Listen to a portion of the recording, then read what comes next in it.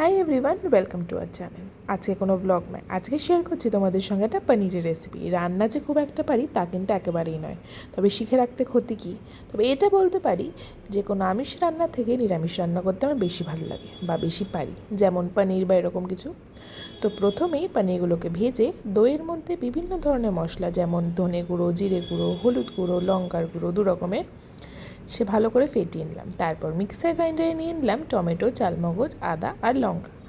তারপর ভালো করে বাটার দিয়ে পুরো রান্নাটা আমি বেসিক্যালি করেছি অনেক ইউটিউব ভিডিও ঘেটে। লাস্টে ভাবলাম যে না থাক, যেটা মন চায় সেটাই করি। তো সব মিলিয়ে মিশিয়ে করে ফেললাম এই পনিরের রেসিপিটা। তারপর টমেটোর যে পেস্টটা ছিল, তারপর যে দই দিয়ে ফেটিয়ে যেটা ছিল, সমস্ত কিছু একসঙ্গে ঢেলে দিলাম। ও বাটারের মধ্যে কিন্তু তেজপাতা আর জিরে ফোড়ন দিয়েছিলাম। তারপর ভালো করে সেগুলোকে নাড়িয়ে একটু ক্রিমও দিয়ে দিলাম। ক্রিম আমি বেশিরভাগ ক্ষেত্রে ইউজ করি, কারণ আমার মনে হয় এটাতে ভীষণ টেস্টটা ভালো আসে আর ইনহ্যান্স হয় টেস্টটা। তোমরা ট্রাই করে দেখতে পারো, খেতে কিন্তু মন্দ হয়নি। নিজে প্রশংসা করছি না, বাড়ি থেকেই সবাই বলল। তো তারপর লাস্টে একটু কাসুরি মেথি আর তার সাথে সাথে আবার একটু ক্রিম দিয়ে ফিনিশিং করলাম।